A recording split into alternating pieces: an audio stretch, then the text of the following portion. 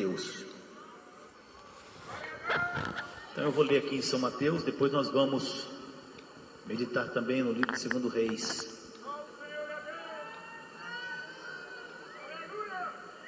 Eu quero explicar, para não ficar, como eu disse, no vazio.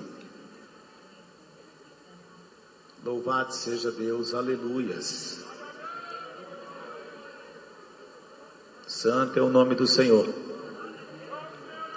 Capítulo 15 de São Mateus, versículo 14. Posso ler, amados? Muito obrigado por todos vocês estarem aqui. Vocês estão aqui por causa de Deus e Deus está aqui por causa de vocês. Tenho certeza absoluta que vocês não vieram por minha causa, vocês vieram porque Deus está aqui. É assim que tem que ser. Nós somos instrumentos de Deus, mas tudo quem faz é Deus. Mateus capítulo 15, versículo 14.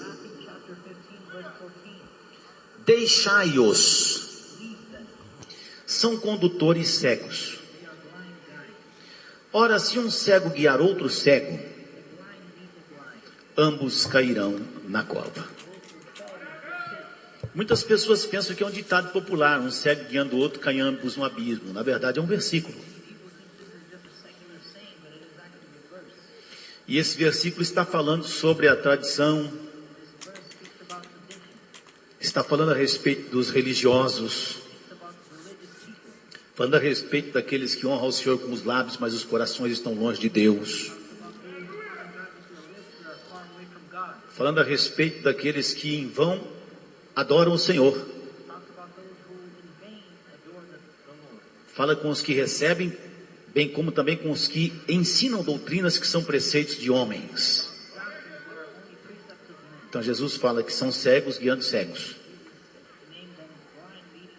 Agora voltem por favor, meus irmãos, comigo para o Antigo Testamento. Gostaria de meditar. Segundo o livro dos Reis, capítulo 6. Mas eu gostaria de navegar nesses versículos com vocês. Então, vocês podem tomar os seus lugares, em nome de Jesus Cristo. Que Deus fale aos vossos corações. Eu sei que Deus quer falar convosco, conosco.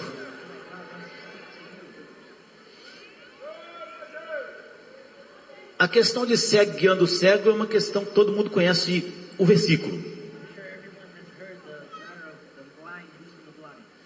Eu comecei a questionar a mim mesmo esses dias.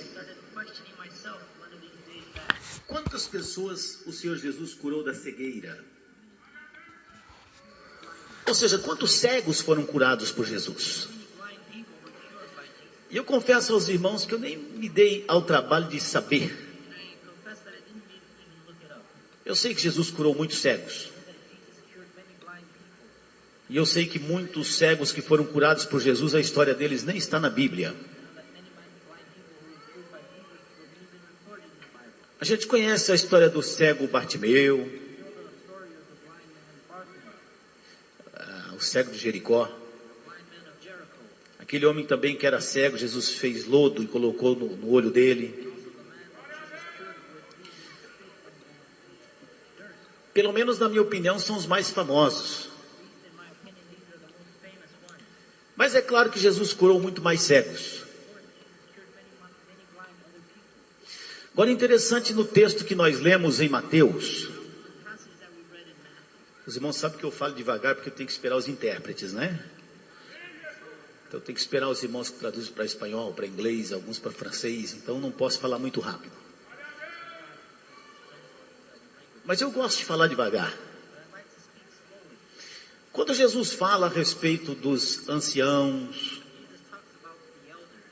quando ele fala a respeito dos tradicionais, os que mantinham tradições, a respeito de hipócritas, a respeito de religiosos, ele acaba deixando para nós uma situação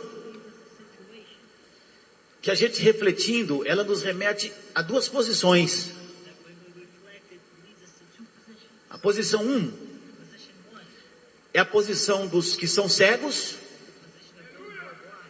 E a posição 2 é a posição dos que ouvem os cegos.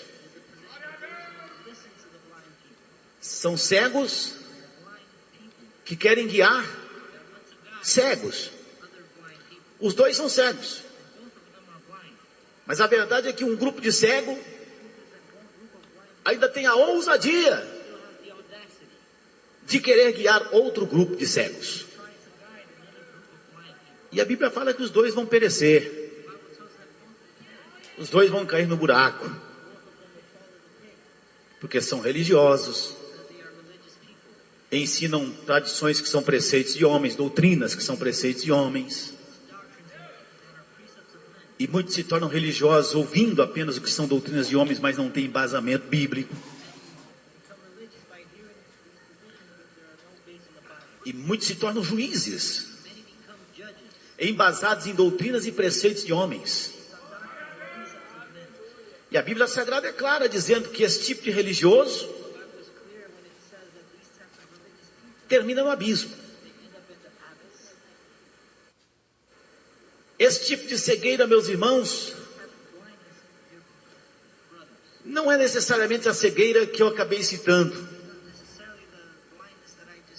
Quando eu perguntei quantos cegos Jesus curou.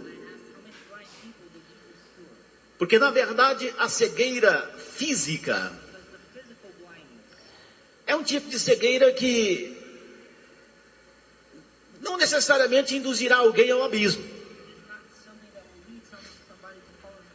Mas a cegueira espiritual é a cegueira que induz, leva a pessoa ao abismo, leva a pessoa à perdição. Falando de forma politicamente correta, uma pessoa deficiente visual pode perfeitamente entrar no reino de Deus, pode receber Jesus como Salvador, pode ter o nome no livro da vida.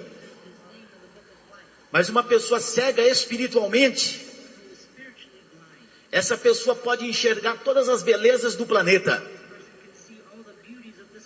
mas mesmo enxergando fisicamente, essa pessoa pode tomar decisões que a fazem, ou que as fazem,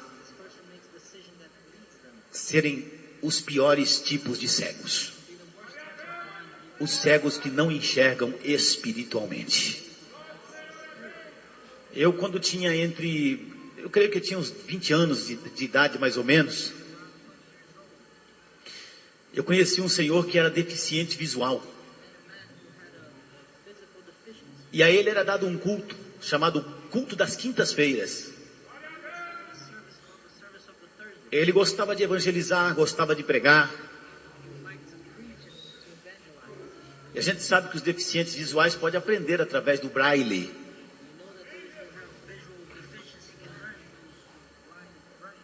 Porque a pessoa põe o dedo ali e vai aprendendo a ler e a escrever através dessa linguagem, vai. E esse senhor gostava de pregar. E quinta-feira nessa igreja nem tinha culto. E falaram, o irmão quer pregar, então vamos abrir o culto quinta-feira, você prega quinta. E eu fiquei penalizado porque naquele dia não tinha culto. E eu tinha certeza que a princípio não ia dar ninguém. E eu era guitarrista na igreja. Eu era guitarrista atuante. Os irmãos que tocam aqui, só para lembrar os irmãos, eu gostava de tocar todo dia. Todo dia eu ia à igreja. Cheguei a ouvir da minha própria família coisas assim, mas por que ir à igreja todo dia? Mas não é só que eu gostava.